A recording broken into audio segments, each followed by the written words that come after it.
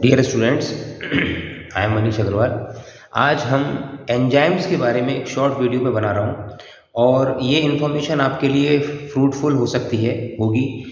और हमें देखिए, एंजाइम का एक चैप्टर जो है 11th क्लास में बहुत बड़ा चैप्टर है, लेकिन इसको हम थोड़ा थोड़ा टॉपिक वाइज समझेंगे तो इसको हमें अच्छे से समझ में आएगा। तो सबसे पहले हम एंजाइम्स के चैप्टर्स की शुरुआत में उसकी हिस्ट्री, एंजाइम कैसे डिस्कवर हुए, किसने सबसे पहले डिस्कवर किया, एंजाइम की प्रॉपर्टी क्या होती है, कैरेक्टरिस्टिक्स क्या होती हैं और इसका वर्क किस तरीके से होता है, कैसे काम करता है, ये सब चीज़ें हम समझेंगे। तो इसको हम समझने के लिए देखिए, सबसे पहला पॉइंट जो है वो है कि एंजाइम जो होते हैं, एंजाइम को हम समझते हैं ये कैटलिस्ट होते हैं। They are the catalyst. Catalyst का मतलब क्या होता है कि किसी रिएक्शन की स्पीड को घटा या बढ़ा देना, कैटलिस्ट करना, यानी कि उसको घटा भी सकते हैं, बढ़ा भी सकते हैं। एंजाइम दोनों तरीके से काम करता है। और एंजाइम बायो यानी कि बॉडी में भी हमारे होते हैं और एंजाइम बॉडी से बाहर भी होते हैं।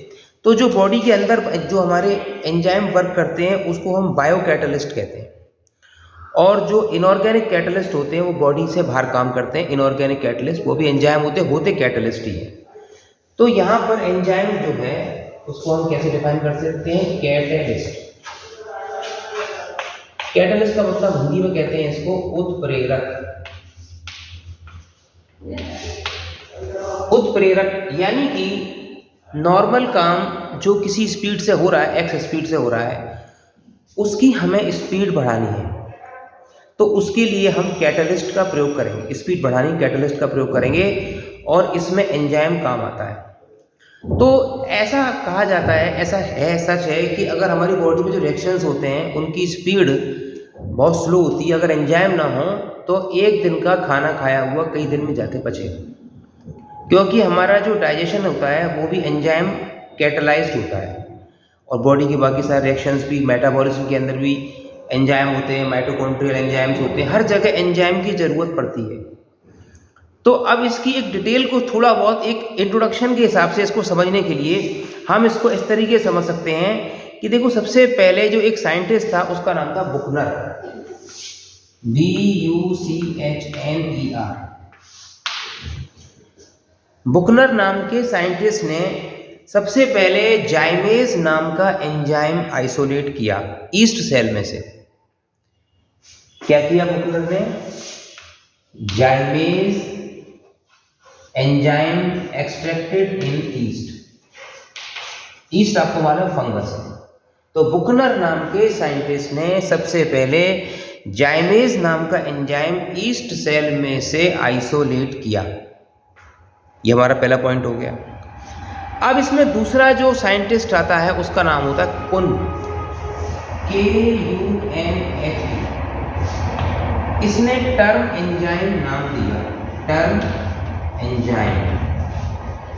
तो ये दो पॉइंट हमारे पूछे जा सकते हैं नीट के सिलेबस में, और ये पूछते हैं कि बुकनर ने सबसे पहले आइसोलेट किया एंजाइम जाइमेज, और एंजाइम नाम जो दिया वो कुन ने दिया, टर्म एंजाइम। और ईस्ट सेल में से जाइमेज नाम का एंजाइम आइसोलेट किया किसने? बुकनर ने।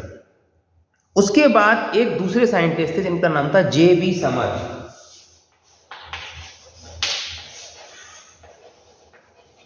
ये इंपॉर्टेंट नाम है आपके लिए, JB समर।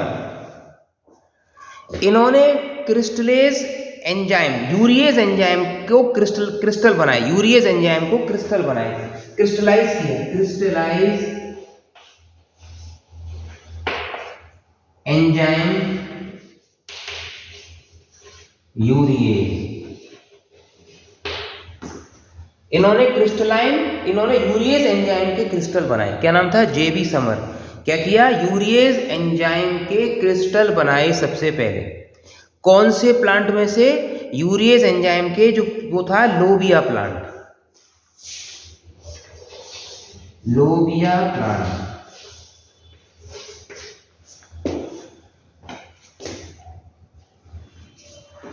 तो हमें तीन बात समझ में आई। सबसे पहले हमने नाम लिया, बुकनर का नाम लिया, जिसने सबसे पहले क्या किया था? जाइमेज एंजाइम ईस्ट सेल से एक्सट्रैक्ट किया। फिर कुन ने टर्म एंजाइम दिया, नाम एंजाइम कुन ने दिया, और जे.बी. समर ने क्या किया, जे.बी. समर ने सबसे पहले यूरेज एंजाइम जो लोबिया प्लांट से उसको मिला, उसने क्या किया, क्रिस्टल बना के रखे, क्रिस्टल बनाए। अब इसकी मुख्य चीज जो समझ में आती है उसको समझते हैं, वो है characteristic of enzyme.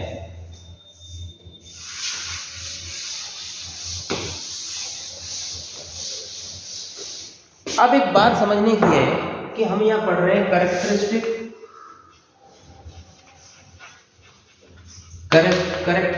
Of enzyme. Enzyme की पहले हम प्रॉपर्टी समझते हैं, कैरेक्टरिस्टिक समझते हैं कि एंजाइम होता क्या है। एंजाइम उत्प्रेरक होता है, किसी रिएक्शन की स्पीड को बढ़ा देता है। अब इसको हम एक ऐसा समझ सकते हैं कि लगभग जितने भी एंजाइम पाए जाते हैं वो सब प्रोटीनियस होते हैं नेचर में। तो क्या कहेंगे, ऑल एंजाइम आर प्रोटीन। सबसे पहला पॉइंट ऑल एंजाइम। अब इसमें एक शब्द और लगा देते हैं ऑल एंजाइम से पहले, ऑलमोस्ट ऑल। तो कैसे कह रहे हो सर ये बात, इसका मतलब सारे तो नहीं होते, ऑलमोस्ट ऑल का मतलब आप बता रहे हो। कुछ एंजाइम जो होते हैं न्यूक्लिक एसिड भी होते हैं, इनको राइबोजाइम कहते हैं, और इनको क्या कहते हैं, सम न्यूक्लिक एसिड जो कि एंजाइम की तरह बिहेव करते हैं। तो क्या कहेंगे सेकंड पॉइंट पर, some nucleic acid behave like enzyme. Some nucleic acid आपको मालूम है डीएनए आरएनए होते हैं। तो हम क्या कह रहे हैं, almost all enzyme are protein, यानी कि लगभग सारे ही प्रोटीन होते हैं, पर कुछ न्यूक्लिक एसिड एंजाइम की तरह से जब बिहेव करने लगते हैं तो उसको हम कहते हैं राइबोजाइम। क्या कहते हैं, राइबोजाइम।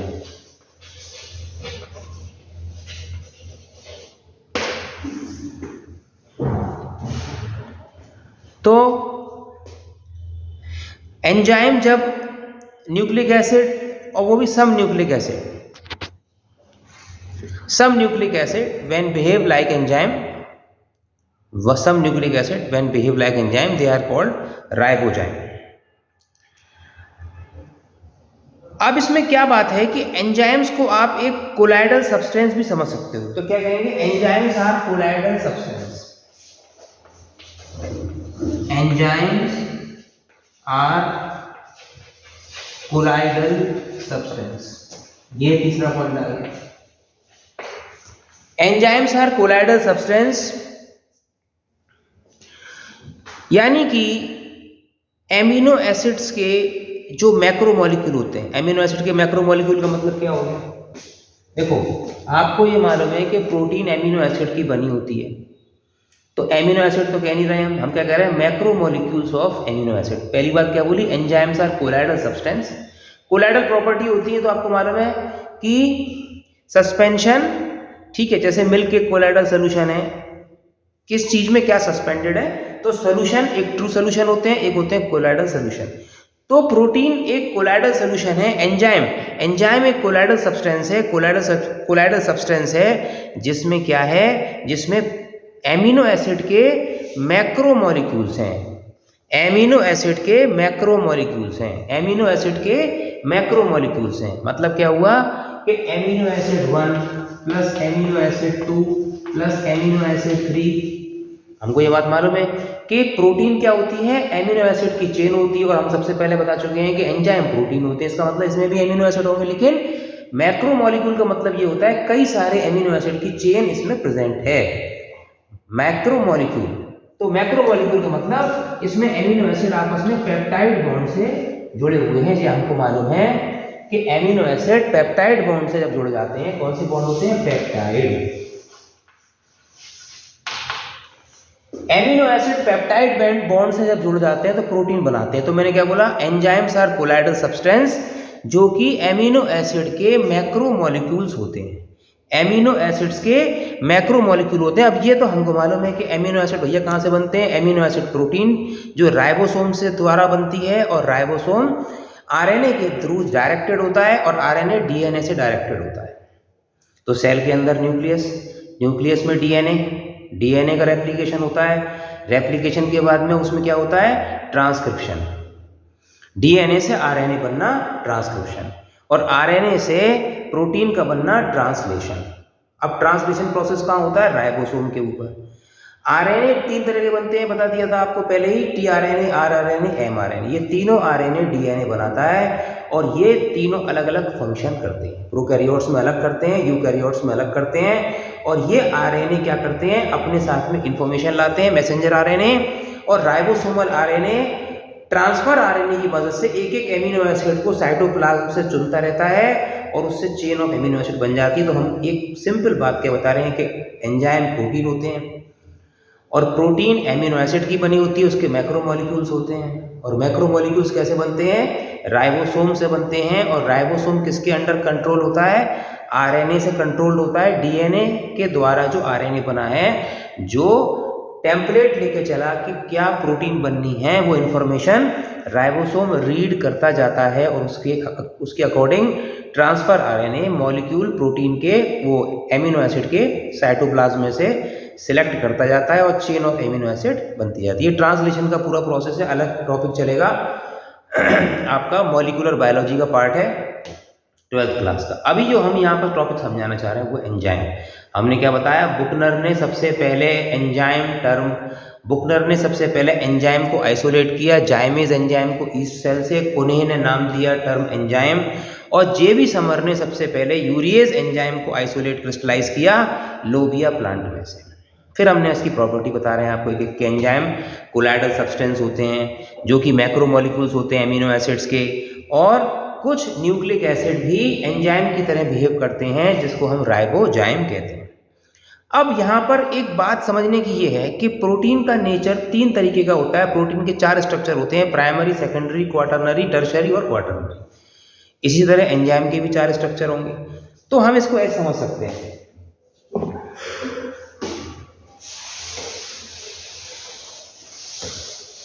इसको हम ऐसे समझ सकते हैं, enzyme can be depicted as line diagram। ये तो हमें मालूम है कि एंजाइम एक लाइन डायग्राम से आप इसको, क्या प्राइमरी स्ट्रक्चर प्रोटीन का लाइन ही तो होता है, सिंपल स्ट्रक्चर होता है। ये प्राइमरी स्ट्रक्चर हो गया प्रोटीन का। उसके बाद में इसमें ऐसे ये सेकेंडरी स्ट्रक्चर हो गया प्रोटीन का। फिर ये सेकेंडरी स्ट्रक्चर भी एक दूसरे के ऊपर उलझकर टर्शरी स्ट्रक्चर बनाता है, फाइनली बॉल बनाता है, जिसको हम कहते हैं ग्लोब्यूलर स्ट्रक्चर। तो क्वाटरनरी स्ट्रक्चर, टर्शरी, और उसके बाद में इस तरह से क्वाटरनरी स्ट्रक्चर बनता है। लेकिन बात यह है कि एंजाइम का जो है प्राइमरी स्ट्रक्चर और सेकेंडरी स्ट्रक्चर जो होता है वो हेलिकल हो गया। देखो प्राइमरी स्ट्रक्चर कैसा हो गया? लाइन, प्राइमरी स्ट्रक्चर लाइन, और दूसरा स्ट्रक्चर कौन सा हो गया? हेलिकल। देखिए प्राइमरी स्ट्रक्चर लाइन और दूसरा स्ट्रक्चर कौन सा हो गया? हेलिकल।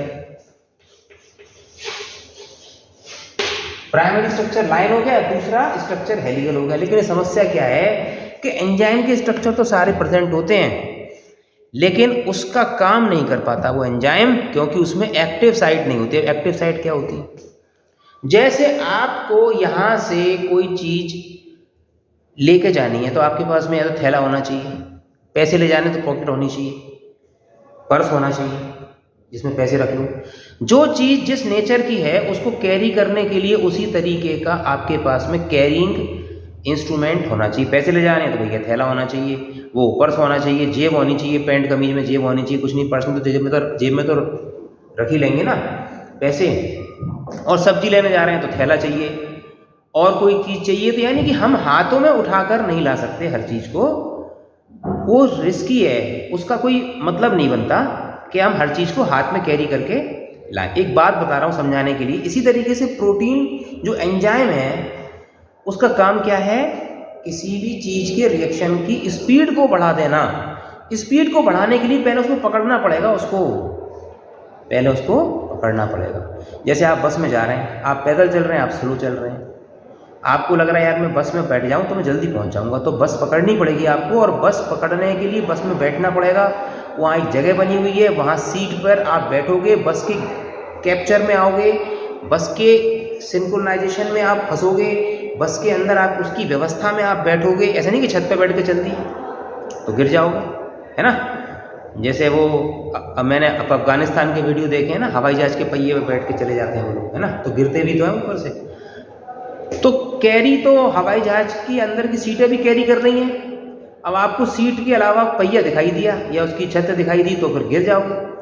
तो वो कोई कैरी करने का सिस्टम नहीं है। यानी कि जो कोई मशीन आप इस्तेमाल करते हो स्पीड बढ़ाने के लिए कि भाई मैं जल्दी घर पहुंच जाऊं, तो आपको उसके सिस्टम को फॉलो करना पड़ेगा, उसके तरीके से चलना पड़ेगा, उसके ग्रिप में आना पड़ेगा, उसके सिंक्रोनाइजेशन में, उसकी सिमेट्री में आपको सेट होना पड़ेगा, तभी वो आपको हैंडल कर पाएगी चीज़, है ना। अभी मान लो कोई चीज़ आपको पकड़ के ले जानी है, जैसे मैंने चौक पकड़ी हुई है तो मैं ऐसे पकड़ लूँ चौक को लिखने के लिए, है ना, ऐसे पकड़ लूँ तो काम नहीं हो बनेगा। हाथ के अंदर चौक फंसाने के लिए अंगूठे का इस्तेमाल कर कर और मुझे इसको ऐसे पकड़ना पड़ेगा। ऐसे पकड़ूंगा जब इसका अब काम शुरू होगा। वैसे चौक पड़ी हुई है कोई वैल्यू नहीं है, लेकिन जब ये हाथ की सिमेट्री के साथ में सेट हुई, जिस तरीके से इसको लिखने के लिए सेट होना था उस तरीके से सेट हुई, इसने अपनी पोजीशन को सेट किया और इस पॉकेट में सेट हुई जी आकर, जो ये पॉकेट बना रखी है मैंने, इस पॉकेट में सेट हुई। अब ये फंक्शन करेगी, जल्दी जल्दी हाथ में चला सकता हूँ। इसी तरीके से एंजाइम को, किसी भी चीज़ की स्पीड को बढ़ाने के लिए उस चीज़ को पहले एंजाइम के अंदर सेट होना पड़ता है, और जिस जगह पर वो सेट होती है चीज़ ताकि एंजाइम उसको भगा के ले जाए स्पीड बढ़ाने के लिए, उसको कहते हैं एक्टिव साइट। उसे कहते हैं एक्टिव साइट। है सपोज करो कोई एंजाइम है, उसका ये स्ट्रक्चर है। अब यहां पर ये देखो, ये पॉकेट्स बन रही है छोटी छोटी।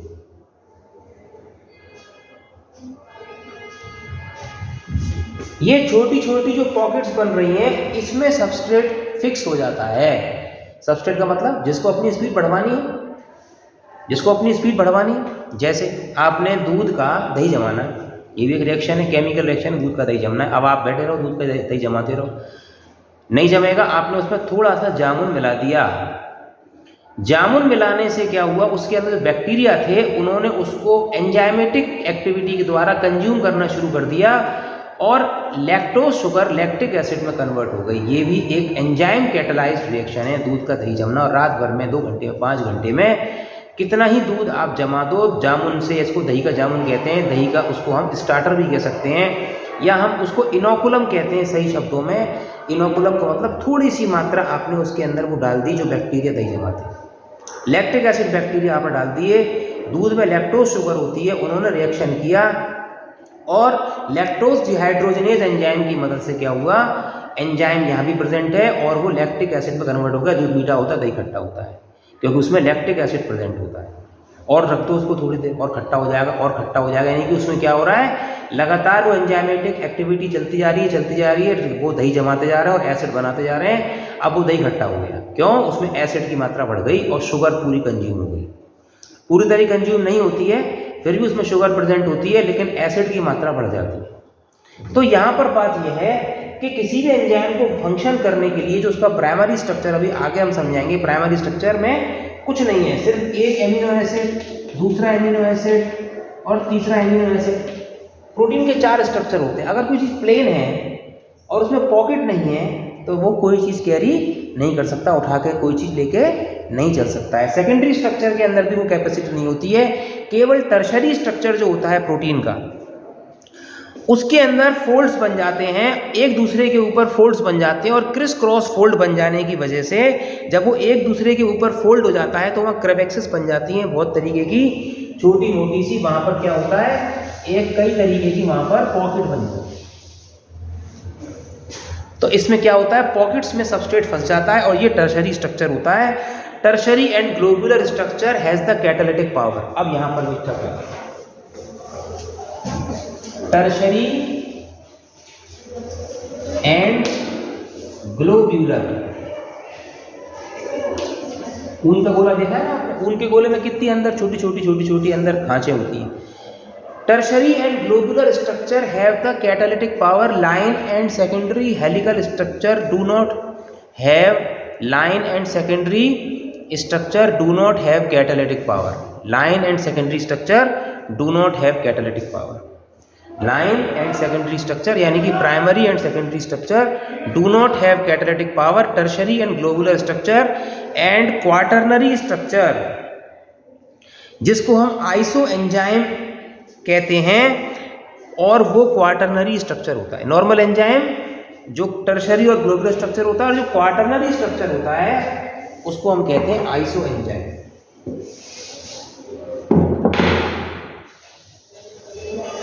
Quaternary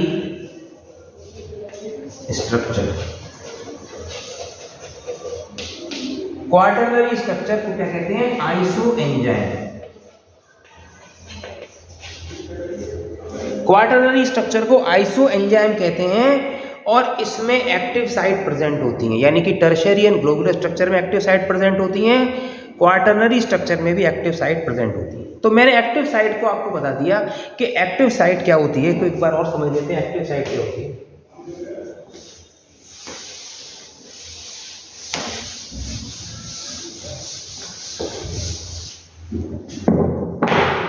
active site,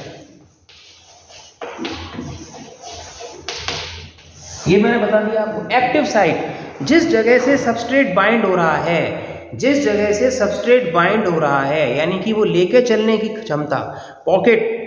active site जहां से सबस्ट्रेट बाइंड हो रहा है उसकी स्पीड बढ़ाई जा रही है, वो एक्टिव साइट कहलाते हैं। और इसको ऐसे क्या कह सकते हैं? द क्रेविक्सिस और the sites where the substrate fix. वो जगह जहां पर वो सबस्ट्रेट, मतलब जैसे जब आप दूध का दही जमा रहे हैं तो दूध के मॉलिक्यूल को लेकर जब वो एंजाइम चलेगा दही जमाने के लिए, तो उसके पास उसको पकड़ने की पॉकेट होनी चाहिए, उसको पकड़ने की पॉकेट होनी चाहिए। तो इस तरीके से उसको पकड़ने की पॉकेट होनी चाहिए। तो इसको हम क्या कह सकते हैं? जिसमें सबस्ट्रेट फिक्स हो जाता है अपनी एक्टिव साइट के द्वारा।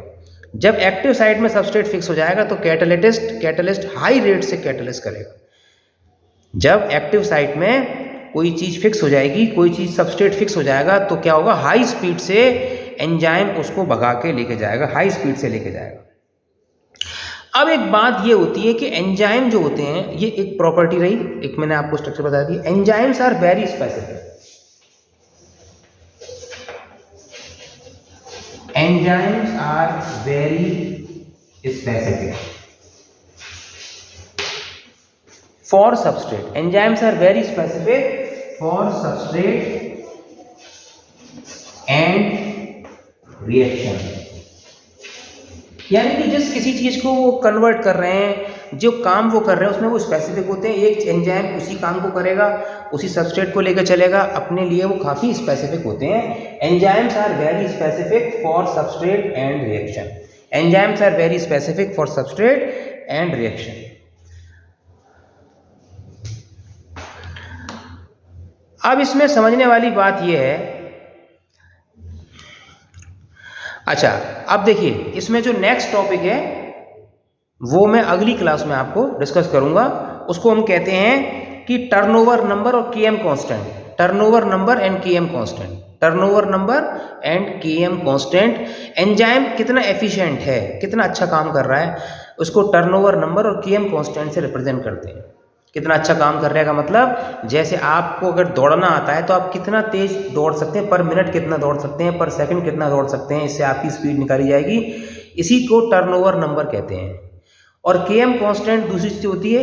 केएम कांस्टेंट भी जो होता है वो भी उसकी एफिशिएंसी से रिलेटेड ही एक टॉपिक है। इन दोनों को मैं अगले लेक्चर में आपको डिस्कस करूँगा। और कोई क्वेश्चन हो, सजेशन हो तो मुझे आप कमेंट बॉक्स में बता दीजिए। Okay, thank you.